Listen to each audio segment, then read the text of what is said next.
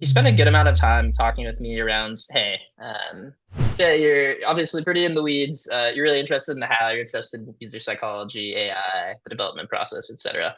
But I often wasn't conveying enough of the what and why behind Mm, what we were doing. We get too mm. caught in the details.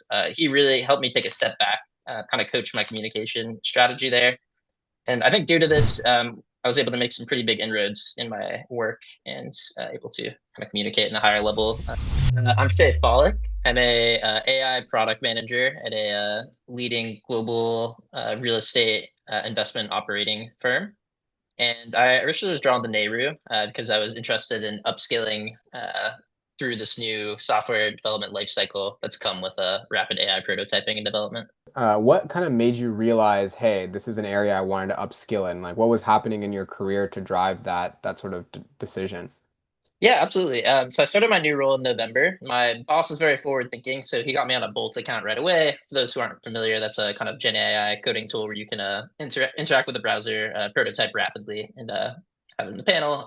So I was leading some initiatives based off of this. We're fairly like UI strapped as well, so it was basically like leading UI design for one of our major product lines. And realized early on that while I was able to pick this up through my product management background, behavioral science background. This is like a completely new learning curve, both in how you actually operate with these, how you kind of portray thinking. And I think, like most importantly, kind of how you communicate these out to stakeholders in a way where you can actually get useful feedback. We ran into an issue where I essentially showed a prototype to leadership. They kind of signed it off because it looked good, and come actual release time, we ended up having about like a 6 week delay because there were Mm. usability enhancements needed for the team. So kind of around this time actually is when I found out about the deal, and I thought this type of offering could be super helpful for me. What was the real value of partnering with someone outside of your current job to be able to work on enhancing your abilities, leveraging Bolt for creating prototypes? I felt like in our organization, at the time when I was reaching out to Nabil, I had become basically like the vibe coding expert. There's really no one else to learn from. I mean, you can always learn from others in terms of collaborating with stakeholders and yeah, understanding business problems more and things like that. But in terms of the specific vibe coding problem and kind of like how it interacts with the SDLC, I was really not seeing that much writing about it online. A lot of things about like how to operationalize vibe coding, but not actually like how you use it to interact with stakeholders, build Mm. out designs, speed up development, things like that. And I think when I ran into this friction in my own development process, I realized that there was a need for greater alignment in my team, which is why I came to the build. And when you started engaging with Nabil and Nehru overall, what stood out to you in terms of being like, oh, this is actually going to be the support that I needed to go to the next level? Yeah, absolutely. So we did a really comprehensive diagnosis where I felt like Nabil really listened. You were there as well, but kind of talked through problems that I was running through, talked where I wanted to go, and I felt like Nabil, particularly for my case, had a really unique background that was incredibly helpful for me. At Amazon, he was largely building out a lot of large internal tooling that was kind of interacting with a lot of stakeholders. So he was using Mm. tools like Cursor and Bolt to build this out. And then was also integrating AI and machine learning kind of into his processes as well, which are all things that were highly relevant for me. So I found that his backgrounds, kind of his diagnosis of his problems, ability to listen and suggest kind of the follow-up items that I would need to actually improve in those areas, all really impressed me. Super great. So let's dive into the actual like learning and development that you went through as part of the program with us. So how would you say you leveled up during the program? Yeah, absolutely. I think I leveled up in a variety of ways. I would say one of the biggest takeaways actually was executive communication. Mm, He spent a good amount of time talking with me around, hey, Shay, you're obviously pretty in the weeds. You're really interested in the how, you're interested in user psychology, AI, the development process, etc. But I often wasn't conveying enough of the what and why behind mm, what we were doing. We get too mm. caught in the details. He really helped me take a step back, kind of coach my communication strategy there. And I think due to this, I was able to make some pretty big inroads in my work and able to kind of communicate in a higher level to executives and gain more attention and notice what I was doing than before I'd worked with him, certainly. That's awesome. And as you're going through the process, did you realize that there were certain skills that you needed to upskill in that you didn't even know about before in terms of like the importance to your role? Yeah, I would say there are a few items here. I'll just give like a few kind of disparate examples just to give the Sure. range. One thing Yeah. we dove into pretty early was he actually got really into the nitty gritty with me of how you build out an AI prototype. So basically saying, Mm, hey, You need to understand like the design system that your engineers are using at a really comprehensive level. You need to be able to like translate that into the LLM and ultimately into new code for your prototype. Through doing this, I was able to actually build out like a proof of concept for an AI chatbot internally that just looked Mm, so good, so much better than nice. what I built before. Honestly, it That's was largely epic. just kind of using his methodology. So that's one example there. Another like just totally different example to give an idea of the range is he really took me through his user journey mapping process, which Mm, obviously as a product manager I'd seen that before. I found his to be really robust and interesting. nice. So yeah, I won't go too much into it as to keep some sales in, but um, in general really taught me how to kind of meet with folks in a better way, identify the problems, and kind of map out in a more logical sense how the user journey actually progresses, which has been super helpful with kind of advising design, helping me align with stakeholders and what they actually need. I love that. And so, you know, when you look back at your experience, just how did you know you were developing the skills in the right way and that you were achieving mastery over these concepts? That's a great question. Mastery or strong proficiency, obviously you're still, you know, still growing and still developing.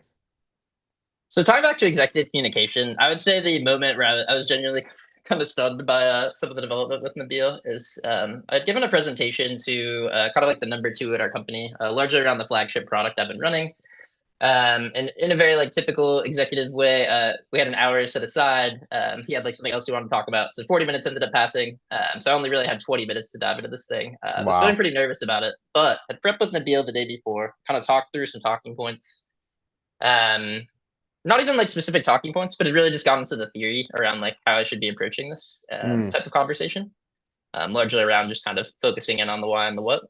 And I feel like from there, I was really able to hone his advice and communicate very succinctly the value of this product and the value of our roadmap quickly to someone who had very little context. And he was definitely like pretty blown away. I ran into him in the elevator like 4 days later, and he was still talking to me about it. Like, and wow. yeah, I'm not like the best presenter, honestly, naturally. So that I definitely couldn't do a lot with that. Yeah. That's super great. What were some particular concepts in executive communication that you learned with Nabil that you applied specifically in that presentation that you like could see yourself even remembering as like a heuristic or tool to use? Yeah, absolutely. So the top heuristic, and I think probably like honestly my most helpful takeaway from this whole experience is that he emphasized kind of a numeric rule actually. She said, "Hey Shay, when you're focusing on this presentation, you should give 1/3 how and 2/3 what." It's Mm, very simple, but something I never really thought about. And the way I think, and like I wouldn't be surprised if we even kind of came up with that today, because you could tell I'm like a numbers person. Do I thought that way? It was kind of like custom yeah, advice, but it just really clicked with me. And I think like I've just been a lot more aware when speaking to executives since then that like, hey, if I'm going too into like how this is built or like the cool like nerdy tech stuff behind it, I just gotta like cut myself off and really focus on like the business case and how this is helping users. I love that. Super key, honestly. Yeah. So, you know, you already it's clear that there was definitely like a role impact that the experience brought to you. And it seems like you've been able to really up level as a communicator, as, you know, from both the executive level as well as being able to showcase your prototypes in a way that brings different stakeholders together. I'm curious, you know, have you been able to see some immediate impacts brought to your team thus far? You know, you originally spoke about, you know, having to initially before you started working with Nehru, you had a prototype that ended up getting delayed in terms of overall deployment because of some usability stuff. You know, what were some impacts and outcomes that you saw change in your team as a direct result of some of the new skills and experiences that you've developed with Nehru? Yeah, absolutely. I guess I'll start with like my micro team, move more to macro. Sure. So on a micro level, with this particular product that we've been developing, we've totally changed the process of how we're actually doing it. So a lot more discovery at the beginning, a lot more just like spending time on the design and the prototypes with stakeholders, kind of identifying the right individual contributors to actually be speaking with. And a lot more just kind of final sign off on requirements and delivery before we actually launched. Some of this was admittedly a little emotion before Nabil, but he definitely helped me just kind of tighten up the discovery, user mapping, and design process quite a bit. Zooming out to more of a macro level, I have, I think, like largely because of being able to communicate this stuff better, gotten a lot more exposure during this period throughout the company. So, for instance, I was basically asked to lead an initiative around getting our entire like technical team on this type of tooling. So Mm, led like a with our head of engineering, basically like a month-long research period where we've been comparing Claude Code and Cursor around like nice. engineering, design, product, and data. I don't. I think this technology has been happening to vacuum. So our CTO had some interest before, but I think seeing like how powerful it was in my case and me being able to communicate that well was a big reason like why we're even pursuing this more company wide. Wow. And then, yeah, I've also been trying to kind of incorporate more education there as well. So I'm leading like a lunch and learn in a couple weeks with product managers on rapid prototypes. I'm gonna try to serve like more as a thought leader in my company in the space. Wow, Shay, I mean, that's really incredible. Those are some huge outcomes. I mean, you're getting like more face time with the CTO, you're taking like leadership opportunities in terms of like mentorship within your company. I mean, that's pretty epic. Like I didn't even know all that. Oh, I appreciate that. Yeah. Yeah, wow. So I guess like, when you're now that you've developed some of these skills and that you're already growing pretty fast after the experience, how are you thinking about your development next, just even from the past, couple months with Nehru? Well, not to honk the Bill's horn too much, but he gave me so much documentation and stuff from our discussion. So I think I'm gonna honestly spend a lot of time just kind of like internalizing that documentation, trying to dive into that.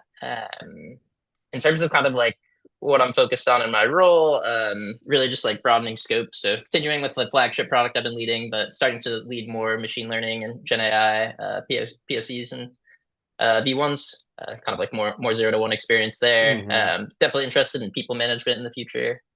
Kind of like getting more leverage, more outputs over the product organization. Yeah. Yeah. Okay. That's helpful to hear. And then, I'm curious, just like given your experience now and you've been in product for a few years, what would your advice be to current and aspiring PMs, especially PMs that are targeting similar roles like you that are leveraging AI, working from like a data science perspective? What would you tell them in terms of navigating today's market and what to focus on in terms of their own skills and experience?